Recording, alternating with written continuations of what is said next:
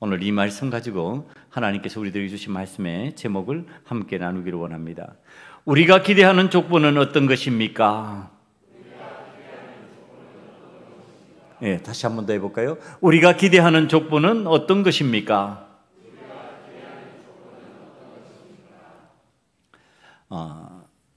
이 창세기 36장을 이제 전해야 되는데 참 고민스러웠습니다. 자, 이 에서에 관해서 이미 우리가 좀 알고 있는 내용도 있고요. 자, 이 에서의 족보를 가지고 우리가 따지고 은혜를 받을 수 있는 것이 얼마나 있을까 생각하면서 하나님의 뜻을 구하면서 오늘 말씀을 준비했습니다. 여러분, 족보는요, 동족의 세계를 기록한 역사입니다. 그러니까 위아래로 보면은 시조로부터 시작해서 현재 동족원까지의 세계가 그 속에 나와 있습니다. 그러니까 과거로부터 현재까지의 사람이 거기에 나와 있습니다. 그 다음에 옆으로 횡적으로 보면요, 현재의 동족들 그리고 혈연적 관계에 가깝고 먼 사람들에 관한 내용이 거기에 나와 있습니다. 그러니까 위아래로도 나와 있고 옆으로에 관한 관계가 거기에 나와 있습니다. 이 족보는 이렇게 동족의 결합 내용을 알려줌으로 인해서 그 동족의 특징을 알게 만들어줍니다. 그래서 족보를 보면은 이 가계가 어떻게 이루어져 왔는지, 그 속에 어떤 인물들이 있는지, 그리고 우리들이 살아가는 삶에서 어떤 영향을 미쳤는지 그렇게 알 수가 있게 되어 있습니다. 근데 이게 이제 요즘 현대 사회를 살아가는 우리들에게 있어서 이 족보라는 것을 중요시할 수 있을까라고 하는 생각이 들어오게 되어 있습니다. 왜냐하면은 이제는 다양성을 추구하는 시대를 살고 있기 때문에 그렇습니다. 그래서 우리들이 전혀 알지 못하는 외국인들이 우리 삶 가까이 들어와서 살고요. 그리고 그들의 삶을 거부할 수 없는 우리들의 환경이 되어 있습니다. 그래서 외국인 노동자도 필요하고 그들이 우리 삶에 들어와서 해야 될 일도 있고 그리고 그들이 우리 삶에 들어와서 동화되어야 될 내용들이 많이 있습니다. 그러다 보니까 자, 이게 족보 따지면서 혈연관계 따지면서 이야기할 수 있는 내용들이 제한적일 수밖에 없습니다. 잘못하면 캐캐 묵은 이야기가 되는 겁니다. 그럼 성경 말씀이 지금 캐캐 묵은 옛날 이야기를 우리에게 하고자 하는 것이냐, 족보를 통해서 그 이야기 하고자 하는 것이냐, 아니라는 거예요. 세상이 어떻게 바뀌고 세상이 어떤 모습이든 간에 상관없이 지속해야 하고 알아야 될 관계, 그 관계 속에서 우리들이 하나님의 뜻을 어떻게 알아야 될 것인가, 이 족보라는 것을 통해 가지고 하나님 무엇을 말씀하려고 하시는 것인가를 깨달아야 된다는 겁니다. 그러니까 캐캐 묵은 옛날 이야기로 들리면 안 된다는 얘기를 하는 겁니다. 오늘을 살아가는 사람들이 이것을 통해서 하나님께서 우리의 관계 속에 무엇을 알려주려고 하는 것이고 어떤 관계를 맺으면서 신앙생활을 해야 될 것인가를 전하려고 하신다는 말씀입니다. 성경 말씀에서 설명하고 있는 이 족보 이야기를 고민하면서 제가 말씀을 하나님 앞에서 묵상했다고 그러죠. 자, 이게 하나님 뭐를 전해야 될까요? 그러면서 묵상하는 가운데서 찾아온 감동적인 가슴을 울리는 이야기 하나가 있었습니다. 이게 자, 이게 이런 마음이면은, 이런 의지면은 참 힘들 때 도움이 되겠다. 이럴 때면은 참 새 힘이 솟아나올 수 있겠다. 그런 이야기였습니다. 제목은 베를린 아리랑입니다. 내용을 보니까요, 60년 전에 독일에 간 광부와 간호사 이야기입니다. 이 한국이 경제적으로 열악할 때, 그때는 아마 북한보다도 우리나라가 잘 살지 못했을 거예요.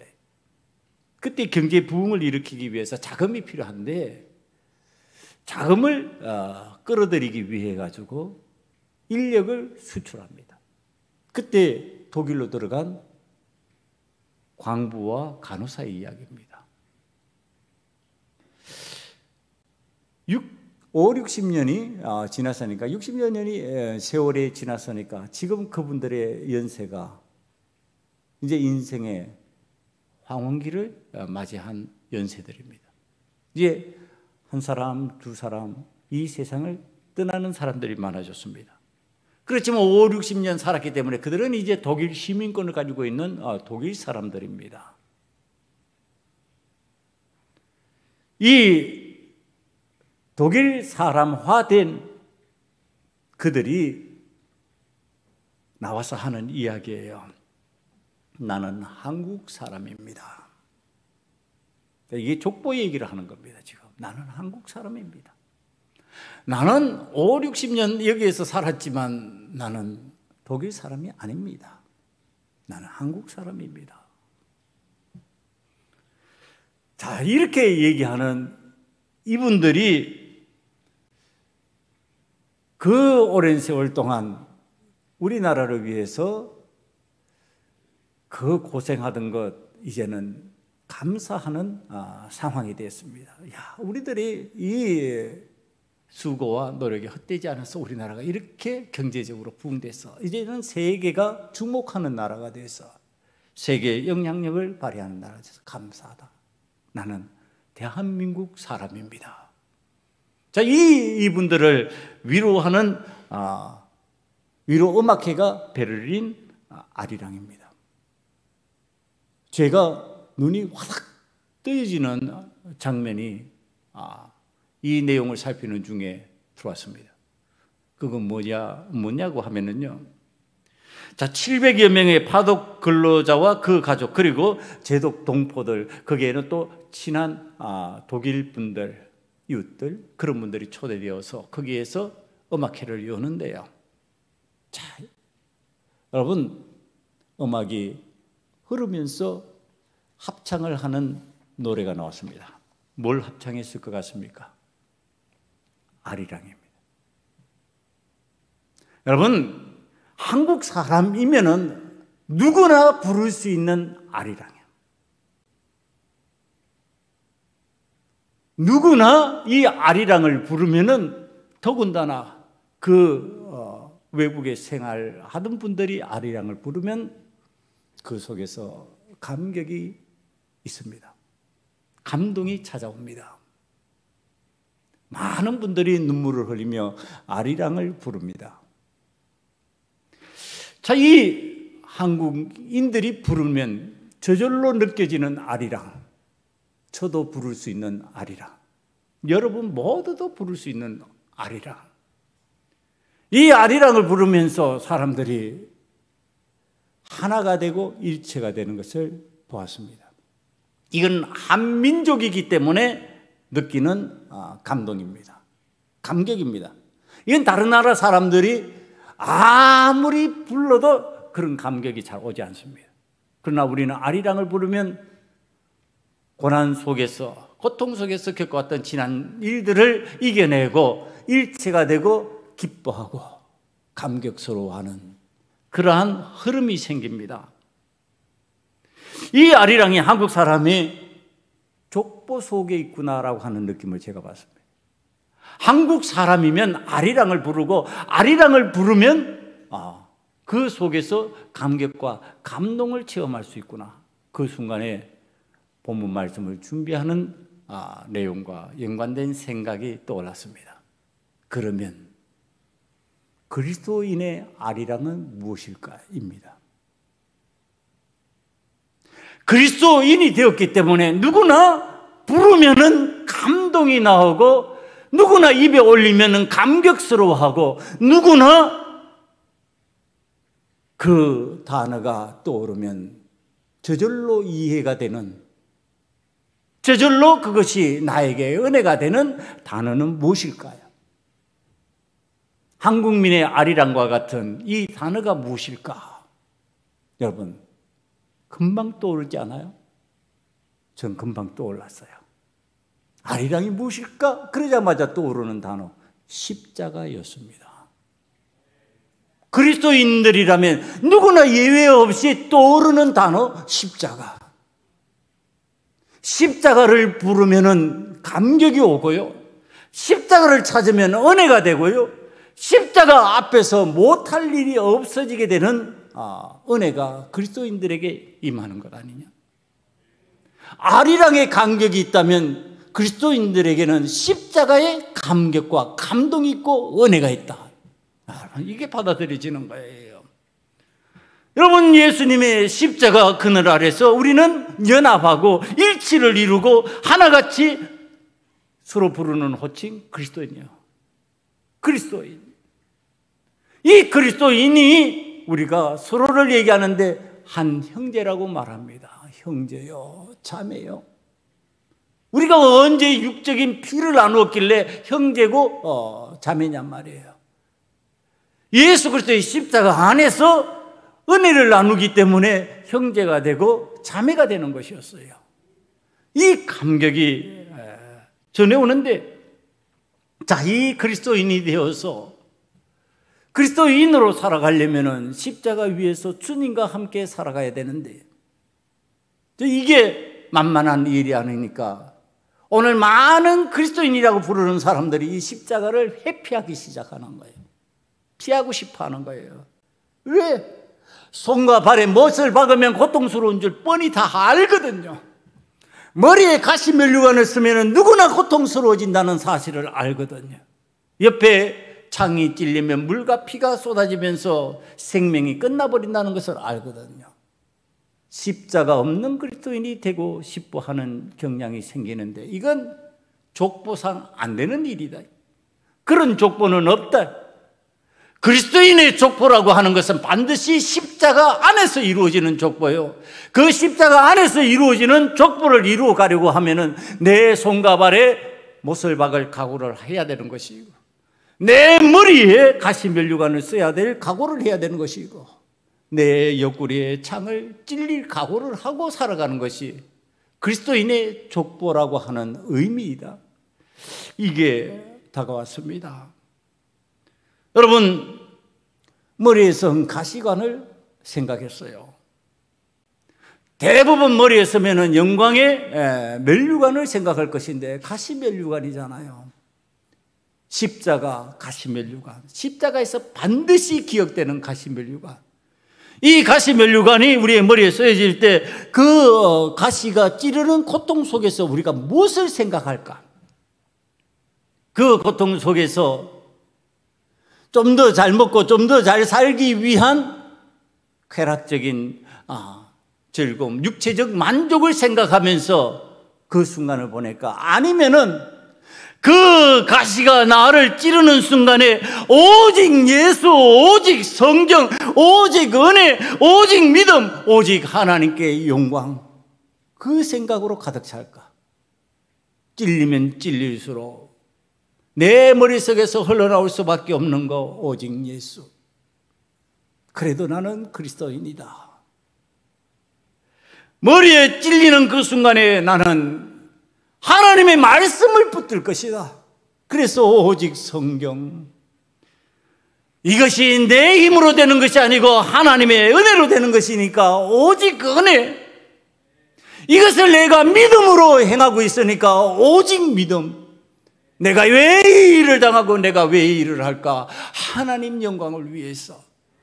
그 생각이 가시면류관의 가시가 나를 찌르는 순간에 우리들의 삶에 차올라야 바로 이것이 그리스도인의 족보 속으로 들어간 십자가의 족보의 내용이라고 하는 사실입니다. 여러분, 이 십자가의 족보 속으로 들어가면요, 그리스도인들이 두려움이 사라지게 되어 있습니다. 십자가의 그 엄청난 고난 앞에서 주님과 함께 있다면은 내 삶에 찾아오는 두려움, 고통의 순간, 고난의 순간을 결코 두려워하지 않는다. 누굴 닮아서? 주님을 닮아서. 우리는 지금 주님을 닮은 십자가의 족보 속으로 들어왔으니까 주님과 함께 낙심하지 않고 주님과 함께 부활을 기대하는 신앙인으로 살아가게 돼 있다. 자, 그러면 이 십자가의 족보, 예수 그리스도의 족보 속으로 빨리 찾아 들어가야 되겠구나. 제가 예수님의 족보가 잘 나타나 있는 마태복음을 찾았습니다. 마태복음 1장을 찾았더니 이렇게 소개합니다. 아브라함과 다윗의 자손 예수 그리스도의 계보라. 아브라함이 이삭을 낳고 이삭은 야곱을 낳고 야곱은 유다와 그의 형제를 낳고 유다는 다말에게서 베레스와 세라를 낳고 베레스는 헤스론을 낳고 헤스론은 람을 낳고 5절로 넘어가서요. 살몬은 라합에게서 보아스를 낳고 보아스는 루색에서 오벳을 낳고 오벳은 이새를 낳고 6절에 이새는 다윗 왕을 낳으니라. 다윗은 우리아의 아내에게서 솔로몬을 낳고 이렇게 나와 있었어요. 여러분, 마태복음에서 예수님의 족보를 시작하면서 이렇게 표현합니다. 대표성 있는 인물 2명을 딱 지정했어요. 아브라함과 다윗의 자손 예수 그리스도의 계보라. 이렇게 대표성을 띠는 인물 2를 등장을 시키는데 그게 누구냐 하면 아브라함과 다윗입니다. 여러분, 아브라함의 지금 대표성을 가진 게 무슨 의미일까? 예수 그리스도의 족보 속으로 들어가려면, 이 십자가의 은혜 속으로 들어가려면, 십자가의 족보 속으로 들어가려면 무엇이 있어야 된다? 아브라함과 같은 믿음이 있어야 된다. 아브라함의 믿음이 우리의 삶에 있어야 되는 것이다. 믿음으로 시작하는 것이 예수님의 족보다, 이렇게 가르쳐 주는 거예요. 사랑하는 성도 여러분, 저와 여러분은 예수님의 족보에 속한 자가 되기 위한 믿음으로 차고 넘칠 수 있는 은혜가 임하기를 간절히 축원합니다. 그게 아브라함의 이름이 등장한 이유예요.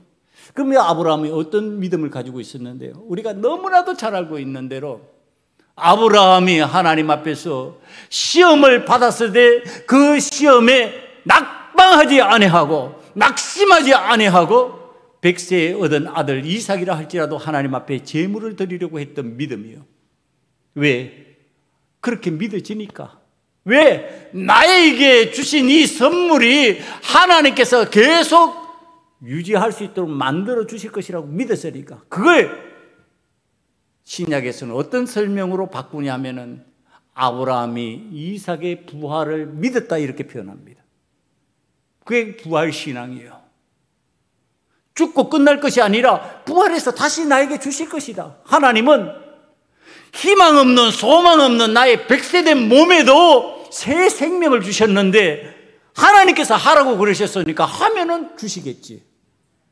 그렇게 믿었다는 겁니다. 여러분, 그 믿음 가지고 있는 아브라함이에요. 이 아브라함이 하나님께서 하라고 하시면 하면 된다예요. 하면 그것이 은혜로다, 이렇게 생각하니까 하나님께서 인도하시는 길이라면 어떤 길이든지 가겠다. 그게 어디예요? 내가 알지 못하는 길, 가나안을 향해 가는 길이었어요. 나는 전에 그곳으로 가지 않았어요. 그런데 하나님께서 인도하시니까 그 길로 가는 거예요. 그러니까 아브라함은 가나안 땅을 향하여서 개척의 정신으로 나아갑니다. 이 아브라함이 가는 그 길은요, 내가 이 길을 좋아해서 가는 게 아니에요.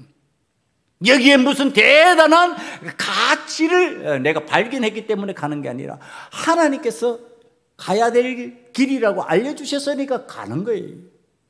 내 마음대로 정하는 길이 아니고 하나님께서 정해주신 그 길을 가는 거예요.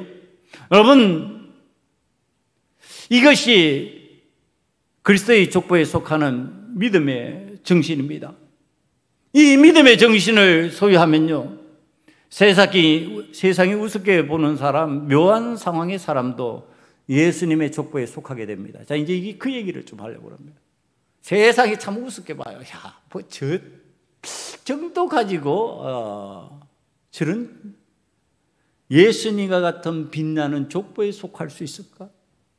저런 삶을 살았는데도, 저런 행위를 했는데도, 저런 모습인데도 가능할까? 그러는 인물들이 우리가 오늘 살핀 이 마태복음에 등장을 합니다. 야곱의 아들 중에요, 유다가 실질적인 장자가 됩니다.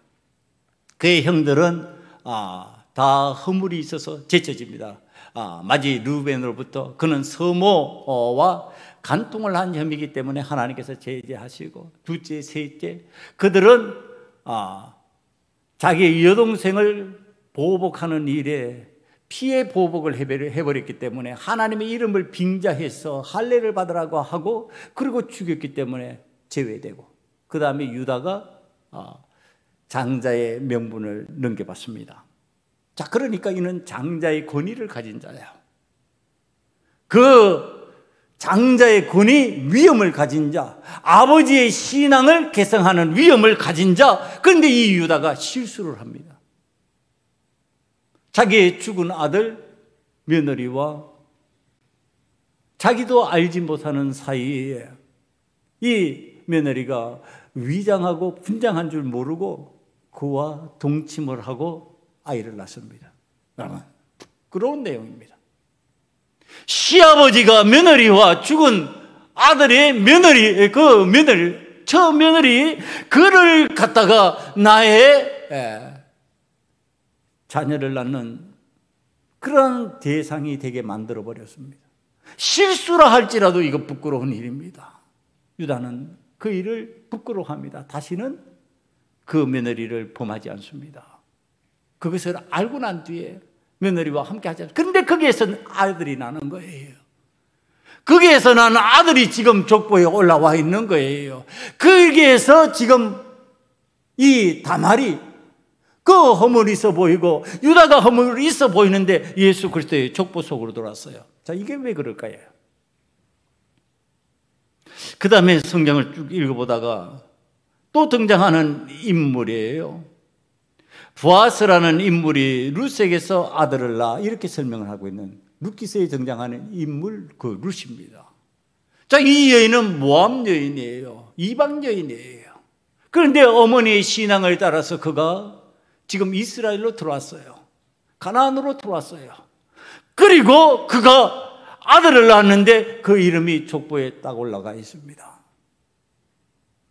여러분, 다 예수님의 족보에, 다윗 왕의 그 족보에 지금 이방 여인이 들어와서 자리를 딱 잡고 있습니다. 그런가 하고 또 살펴보니까요, 성경이 아주 강력하게 표현하는 표현 방식입니다. 다윗이 우리아의 아내 밧세바를 통하여 아들을 낳았다, 성경이 이렇게 표현하면서 지금 그 다윗의 아내가 아닌 우리아의 아내 밧세바가 등장을 하고요, 거기에서 낳은 아들이 성경에 지금 예수님의 족보 속으로 쑥 들어와 있습니다. 여러분, 이 정도를 보게 되면은요, 우리가 뭐라고 말해야 되는 상황이냐면, 이 족보, 우리 한국식 표현으로 개족보구나, 이래 되는 거예요. 이게 무슨 대단한 족보라고, 이게 무슨 영광의 족보라고 이렇게 말할 수 있는 것 같은데, 그게 누가 있어요? 예수님이 있어요. 이 형편없을 것 같은 이 족보에 예수님이 딱 들어가 계시니까 그 족보에 어떤 사람이 되었든 어떤 모습이 되었든 간에 그 내용이 어떻게 바뀐다? 예수님의 족보로 바뀌어버리는 거예요. 그러니까 빛나는 족보 되는 거예요. 구원의 족보가 되는 거예요. 생명의 족보가 되는 거예요. 그럼 그들이 어떻게 해서 이 속으로 들어왔을까? 아니, 세상 사람들도 뭐 그 정도의 삶을 살면서, 뭐 그런 식의 삶을 살면서 무슨 그가 대단한 사람이라고 말할 수밖에 없는 상황의 사람이에요. 그런 처지에 놓였던 사람들이에요. 그런데 그 사람이 들어가 있는 그 족보, 그게 구원의 족보라고 우리는 말하고, 믿음의 족보라고 말하고, 예수님의 족보라고 말해요. 여러분, 어떻게 이게 가능했냔 말이에요. 여러분, 그들이 비록 보잘것없는 상황에 처해져 있는 사람이고 세상에서 비웃을 수밖에 없는 상황에 처해진 사람이라 할지라도 그들은 그 상황을 가지고 하나님 앞에 나와 믿음을 소유한 사람이 되었다고 하는 사실이에요. 중요한 거예요. 뭐를 가지고 있다고요? 믿음을 가지고 있다고요. 사랑하는 성도 여러분, 지금 그들은 아브라함이 믿음을 가지고 있듯이 그들이 그런 연약함에도, 그런 부족함에도, 그런 조롱 가운데 처해질 상황 가운데서도 믿음을 가지고 있더라고 하는 사실입니다. 여러분, 오늘 믿음을 가지고 있는 하나님의 사람들은 예수 그리스도의 족보에 속하는 은혜가 임하게 될 줄 믿습니다. 그 족보 속에 있으면 십자가의 은혜가 임하는 거지요. 여러분, 이 족보의 대표성을 지닌 사람 또 등장하잖아요. 그게 누구예요? 다윗이에요. 아브라함과 다윗이 이렇게 나와 있으니까 지금 다윗이에요. 그럼 다윗을 족보에 등장시킨 이유가 있어요. 그러니까 아브라함의 믿음만큼이나 다윗에게 소중하게 믿음과 더불어서 가지고 있었던 기능이 있었다는 얘기를 하는 겁니다. 다윗 왕이 가지고 있었던 그 기능이 무엇일까? 아브라함은 믿음으로 하나님 앞에서 그렇게 믿음의 조상이 되었는데 다윗이 지금 예수 그리스도의 족보 속으로 들어와서 대표성을 가지고 있는, 그가 가지고 있는 특징이 무엇일까? 여러분, 살펴보니까요, 다윗은 왕이었어요. 탁월한 왕입니다. 백전백승의 왕입니다. 그런데 이 다윗이요, 왕임에도 불구하고 하나님 앞에서는 언제나 자신이 왕이 아니었어요. 나는 왕입니다. 하나님이 세우신 왕입니다. 이렇게 하지 않았다는 거예요. 다윗이 하나님 앞에서는 종입니다. 이렇게. 종은 주인의 말에 절대 복종해야 되는 거예요. 내 의지대로, 내 마음대로 하실 수 없는 사람이에요. 그러니까 다윗은 왕의 통치를 하면서 자기 마음대로 안 했다, 이런 뜻입니다. 왕의 권한을 가지고서 내 마음대로 내가 하고 싶은 대로 한 것이 아니라 하나님의 뜻이 무엇입니까? 하나님께서 원하시는 그것을 하겠습니다. 이렇게 됐다는 거예요. 여러분, 지금 예수 그리스도의 족보에 속하는 사람들이 가져야 될 특징을, 대표성을 가진 다윗을 통해서 우리들이 가르쳐 주시는 거예요. 우리가 어떤 탁월한 지위에 있고 어떤 삶의 위치에 있는 사람이라 할지라도 내가 원하는 대로 내 방식대로 하는 것이 아니라 주님께서 하라면 하겠습니다예요. 사랑하는 성도 여러분, 오늘 저와 여러분은 주님께서 명령하시는 그 일을 행할 수 있는 자가 되기를 간절히 축원합니다. 여러분, 내 마음대로가 아니에요. 오늘 신앙생활을 하면서 내 마음대로 신앙생활을 해버리기 때문에 얼마나 주님을 다시 십자가에 못 박는 사람으로 내가 살아가고 있는, 내가 십자가에 못 박혀야 되는데 내가 박히는 게 아니고 누가 박혀요? 주님이 다시 박히는 거예요. 왜? 주님의 말씀에 순종 안 하니까. 오늘 이 다윗 왕을 통해서 우리들에게 가르쳐 주시는 거, 그리스도인이 되고 예수 그리스도의 십자가 그 족보 속으로 들어가려면 하나님 앞에서, 주님 앞에서 우리는 무엇이다? 종이다.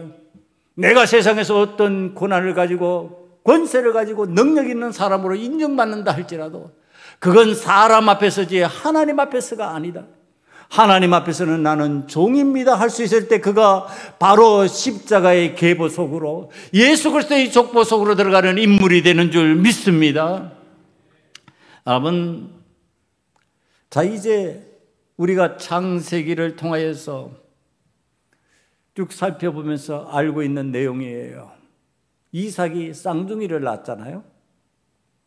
쌍둥이를 낳아서 에서와 야곱이라는 인물이 성경에 오늘 등장하는 족보를 이룹니다. 여러분, 이 에서와 야곱은요, 성경이 우리들에게 아주 중요한 교훈을 주는 인물들이에요. 이 두 사람이 쌍둥이라고 표현을 합니다. 한날 한시에 태어납니다. 그러니까 이거는 초를 나누기도 힘들 정도의 상황에 출산을 하는 모습입니다. 형이 나왔는데 이 형이 나오니까 동생이 그 형의 뒷발꿈치를 잡고 따라서 나옵니다. 동시적으로 나옵니다. 거의. 그러니까 이게 시차가 거의 없는 거예요. 누가 먼저 낳고 나중 낳다 이렇게 표현하기도 힘들 정도예요. 그러니까 동일한 어머니의 뱃속에서 동일한 시간에 동일한 장소에서 태어난 사람입니다. 그런데 성경에서는 한 인물은 예수 그리스도의 족보 속에서 빛나는 보석과 같이 연결되고 한 인물은 예수 그리스도의 족보에서 제외돼 버립니다. 여러분, 우리가 생각하는 거하고 우리가 기대하는 거하고 이 내용을 살피면 전혀 다른 모습임을 알 수가 있습니다. 에스가 장자답지 않은 모습으로 태어났을까요? 성경은 그렇게 알려주지 않습니다. 에스가 장자로 태어났는데요, 그 태어난 모습을 상기해 보면 창세기 25장 24절, 25절, 26절에서 그 설명을 합니다. 그 해상 기한이 찬적 태에 쌍둥이가 있었는데 먼저 나온 자는 붉고 전신이 토록 같아서 이름을 에스라 하였고 후에 나온 아우는 손으로 에서의 발꿈치를 잡았으므로 그 이름을 야곱이라 하였으며 리브가가 그들을 낳았을 때 이삭이 60세였더라. 여러분, 에서의 모습을 지금 성경이 표현을 하고 있습니다. 붉고 전신이 토록 같아서 어떤 모습입니까? 건강한 모습이죠. 강한 모습을 지금 보이고 있는 겁니다. 그런데 야곱은 표현이 없어요. 표현이 없는데 단지 표현하고 있는 게 뭐냐면 형의 발꿈치를 잡았다예요. 이게 뭐예요? 둘이 경쟁하면서 지금 나오고 있는데 누가 힘이 더 세다는 얘기예요? 에서가 힘이 더 셌다는 얘기예요. 그러니까 먼저 나와버린 거예요. 먼저 나오니까 그걸 놓치지 않기 위해서 야곱이 발꿈치를 잡았어요. 그러니까 누가 약해요? 야곱이 약한 자예요. 못 이기는데 그걸 이겨야 못 이기는 것을 극복하려고 형의 발꿈치를 잡았을 뿐이에요. 그리고서 동시적으로 나오고 있는 거예요. 그러니까 누가 힘이 드세요? 에서가 힘이 더 세죠. 그래서 그 성경적 표현이 붉고 전신이 토록 같아서. 자, 아버지 입장이에요.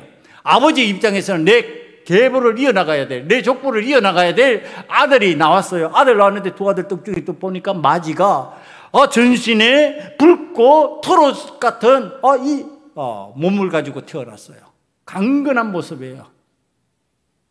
누구에게 장자권을 넘기고 싶겠어요? 당연히 먼저 나왔으니까 장자지만은 이놈 마지 노릇 잘하겠네. 야, 참 건강하고 참 좋은 모습이네. 그래서 이삭이 반한 거예요. 이삭이 그래서 더 에서를 장자로서 축복하고 싶었던 거예요. 하나님의 말씀이 있었음에도 불구하고 하나님 말씀을 잊어버리면서까지 나는 이 에서가 마음에 든다예요. 강건하다. 야, 참 강한 모습으로 네가 우리 가게를 이끌어갈 만한 용사 같아 보인다. 야, 형의 발꿈치라 자꾸 나오는 이놈 아직 좀 비리비리하니까 형 뒤에 숨어서 살면 되겠네. 너는 형의 그늘 아래서 살면 되겠네. 그러니까 에서를 장자로 축복하고 싶었던 이삭이었어요. 여러분, 그런데 성경은 어떻게 표현하느냐 하면은요, 이 에서가 발꿈치나 잡을 수밖에 없는 그 야곱에게 장자권을 양도하고 세일산으로 떠납니다. 자, 이거 보면은 성격적으로도 에서가 좀 그럴듯한 사람이에요. 그렇잖아요. 야, 야곱, 네가 믿음으로 참 훌륭한 것 같아. 그러니까 아버지 장자 축복 받은 대로 네가 장자해. 나는 세일산으로 갈게. 그러고서 아버지를 떠나서 세일산으로 지금 들어간 모습이에요. 여러분, 그러나 이건 인간적으로 바라봤을 때 꽤 괜찮다, 훌륭하다, 그 모습이 괜찮네, 그 인격이 괜찮네. 여러분, 신앙적으로는 아니라는 얘기하는 겁니다. 오늘 우리는 신앙생활을 하면서 물론 인격적으로 훌륭하면 좋아요. 그러나 인격적으로 더 하나님 앞에서 원하시는 그 모습이 무엇이냐 하면은요, 하나님께서 보시는 기준에 내가 맞냐 안 맞냐예요. 그럼 하나님 뭘 보실까요? 하나님께서 그 몸의 강건함을 보고 계실까요? 하나님께서 야, 네가 훌륭하다 그러고 인정하는 그 인격만을 보실까요? 아니라는 얘기를 하는 겁니다. 그러면 이제 이 에서의 문제성 있는 내용을 찾아봐요. 이게 하나님 앞에서 지금 걸리는 상황들이에요.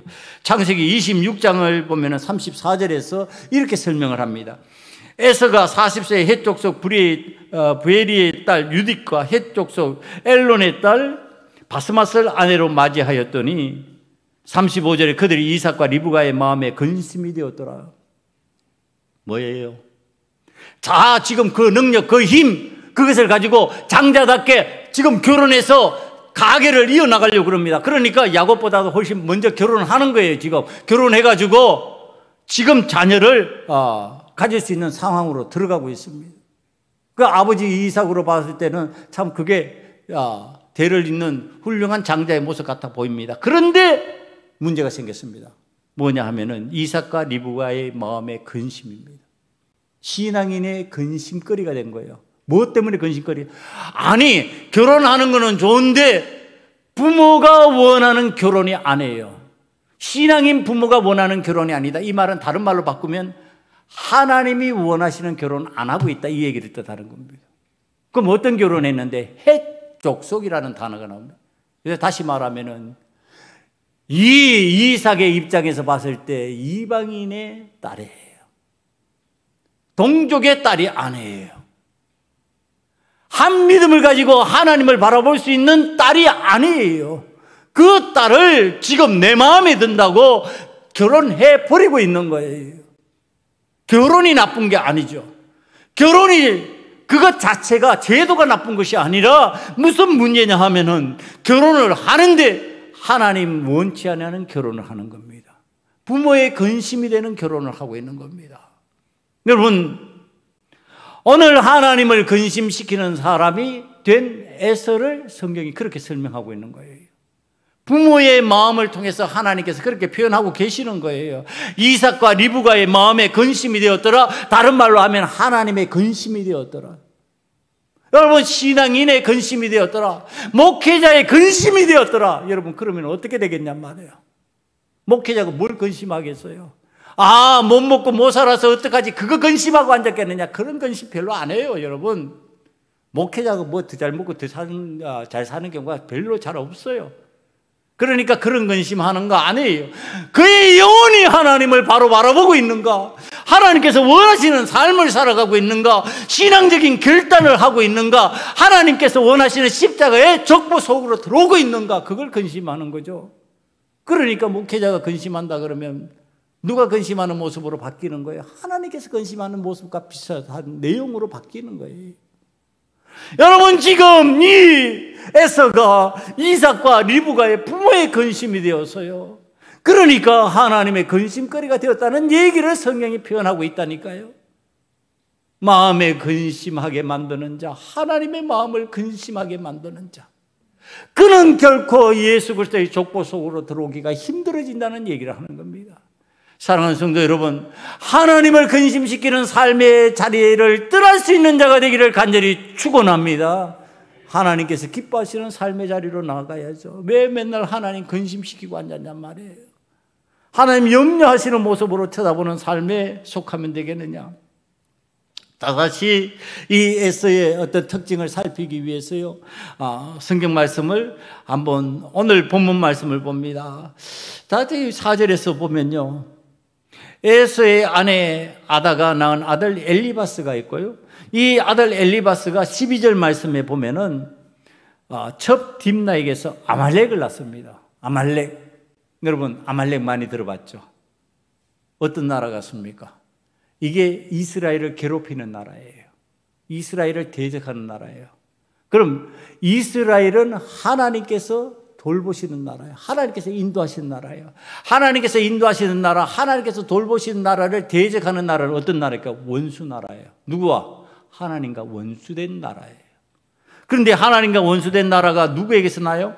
첩 딥나에게서 났다, 이렇게 표현하고 있어요. 누구의 후손? 에서의 후손에서 났다, 이 얘기를 하는 겁니다. 에서의 후손이 하나님을 대적하는 사람으로 바뀌어진 거예요. 여러분, 하나님을 대적하는 사람을 생산할 수밖에 없는 구조, 이게 하나님을 근심시키는 사람의 구조예요. 그러니까 하나님의 근심이 되고 결국 십자가의 고난으로 인한 영광의 족보에 속하지 못하고 그리스도께서 가르치신 고난의 삶이 아니라 그렇게 해서 하나님의 영광을 드러내는 삶이 아니라 내 만족으로 빠지는 삶이에요. 그러니까 첩 딥나에게서 이렇게 표현하고 있는 겁니다. 내 만족하는 육체적인 만족을 주는 첩에게서, 그리고서 거기에서 내가 아들을 봤는데 그 아들이 아말렉이 되었고 그 아말렉 족속이 이스라엘을 괴롭히는 역할을 하고 하나님을 대적하는 역할을 하더라. 여러분, 하나님을 대적하는 역할을 하는데 어떻게 족보에 들어가요? 어떻게 예수 그리스도의 족보에 들어갈 수 있겠어요?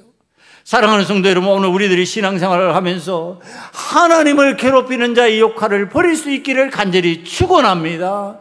하나님께서 원치 않은 그 일을 왜 하느냐 말이에요. 왜 해서 내가 근심거리가 되느냐 말이에요. 하나님 기뻐하시는 일을 하기에도 우리는 바빠요. 하나님 기뻐하시는 일이 얼마나 많은데 그 풍성함에 그 은혜의 자리로 들어가지 못하고 있냔 말이에요. 여러분, 자, 이 세일산이라고 그러니까 세일산이요, 어떤 의미를 가진 산인지 아세요? 가나안의 시온산이라고 하면요, 이스라엘인들에게 언약의 땅을 상징합니다. 하나님의 언약, 하나님의 임재를 상징하는 산이에요, 시온산이.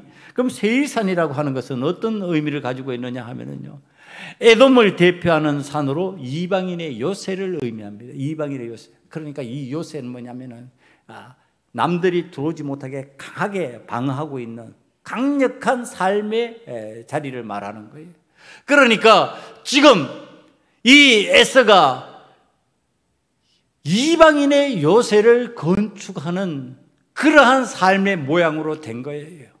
거기에 자기의 성을 건축하고 자기의 요새를 건축하고 자기가 원하는 방식으로 즐겁게 살아가는 삶의 구조가 되어버렸다는 얘기를 하는 겁니다. 그러니까 하나님의 사람을 대적하는 역할을 하면서 요새를 건축하고 자기 만족에 빠져버리는 삶의 구조 속으로 들어간 이 사람이 예수 그리스도의 족보 속으로 들어갈 수 있을까? 예수님은 어떻게 했는데요? 다 노출했는데. 여러분, 십자가라고 그러니까요, 십자가는 다 노출시키는 장소예요. 지금 예수님이 십자가에 못 박혀 있는 장면을 여러분들 그림으로 좀 머리에 상상해 보세요. 예수님 모습 어때요? 머리에 가시감 쳐지고 옆구리에 창이 찔리고 손과 발에 못을 박혔어요. 그 다음에 예수님이 그 하체 부분에 가리우고 있는 모습, 가리워져 있었을까요? 제수에게 그런 자비는 잘 안 베풀어요. 다 드러나 있는 거예요. 다 드러나. 그 부끄러운 모습 다 드러나는 데가 어디라고요? 십자가 위에요. 여러분, 오늘 그리스도인들이요, 우리가 오늘 하나님의 말씀을 나누면 할 때 자기를 방어하기 시작하면은 십자가의 은혜 속으로 못 들어가요. 자기를 합리화시키고 요새로 만들어 나가면은요, 하나님의 은혜가 그 속에 임할 수가 없어요. 여러분, 십자가 위에서 우리는 다 드러내는 거예요. 다 드러내면서 하나님 앞에서 나의 마음을, 나의 속을 드러내는 거예요. 그럴 때 하나님의 은혜가 임하는 거예요. 하나님의 은혜가 임하면서 내가 십자가의 족보 속으로 쑥 들어가는 거예요. 그 족보 속으로 들어갈 때, 그때 내가 하나님의 은혜 받았다라고 간증하는 사람이 되고, 내가 하나님의 은혜 안에서 내 부족함을 드러냈으니까 회개하는 사람이 되고, 그래서 나는 하나님의 영광에 참여하는 자가 될 수밖에 없다라고 하는 사실.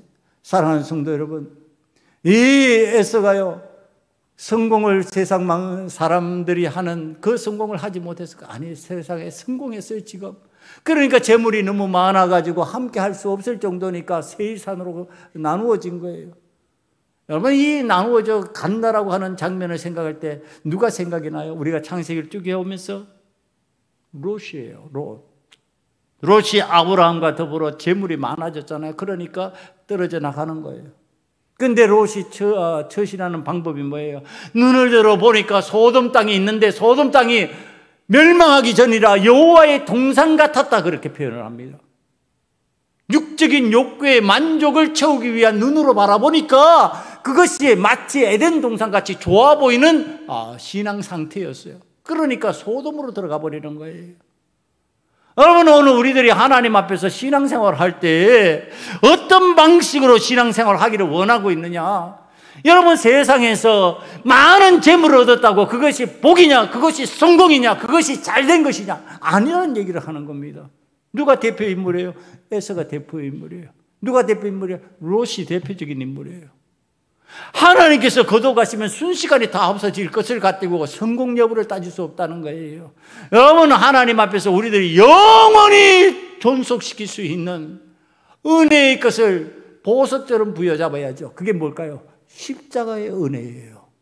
구원의 은혜예요. 여러분, 그거는 하나님께서 없애지 않으세요. 없앨 수 없는 것이에요. 하나님께서 만들어 놓으신 틀이에요. 그것을 내 삶 속으로 받아들이고 내 삶 속으로 그것을 끌어들일 때, 그때 우리에게는 하나님 앞에서 받은 가장 귀한 것을 소유하는 사람이 되는 거예요. 그 족보 속으로 들어가야만 돼요. 저와 여러분이 그 족보 속으로 들어가서 하나님의 은혜를 누리는 자, 여러분, 이 무더운 여름을 지나면서도 시원함을 느낄 수 있는 십자가의 은혜가, 그 족보 속으로 들어가는 은혜가 저와 여러분에게 임하기를 간절히 축원합니다. 기도하시겠습니다. 이 시간에 하나님 앞에 기도합시다. 믿음의 족보에 속하게 하시고 십자가의 족보 속으로, 예수님의 족보 속으로 들어가는 자가 되기를 원합니다. 그래야 해서 그 은혜를 나눌 수 있는 자가 되기를 원합니다. 이 시간에 하나님 앞에 다 같이 한 마음으로 기도하시겠습니다. 아버지 하나님의 믿음의 족보에 속하게 하시고 은혜의 족보 속으로 들어가기를 원합니다. 십자가의 족보 속으로 들어가기를 원합니다. 예수 그리스도의 족보에 속한 자가 되게 만들어 주셔서 세상이 원하는 대로, 세상이 가르치는 대로, 세상이 말하는 대로 흘러가지 않게 만들어 주시고 오직 하나님의 은혜, 하나님께서 우리에게 말씀하시는 바를 따라 살아갈 수 있는 자가 되게 도와주시옵소서. 주여, 사랑하는 자들이 십자가의 은혜 안으로 들어가기를 원합니다. 십자가 보혈의 능력을 체험하며 십자가의 족보를 나의 족보로 삼을 수 있는 자가 되기를 원합니다. 주님의 족보가 나의 족보가 될 때 내가 보석같이 빛나는 은혜를 체험하는 자가 되는 줄 믿사오니 주여, 사랑하는 하나님의 자녀들이 보석과 같은 십자가의 은혜, 그 안으로 들어가는 족보를 소유하는 자가 되게 만들어 주시옵소서. 예수님 이름으로 감사하며 기도드리옵나이다. 아멘.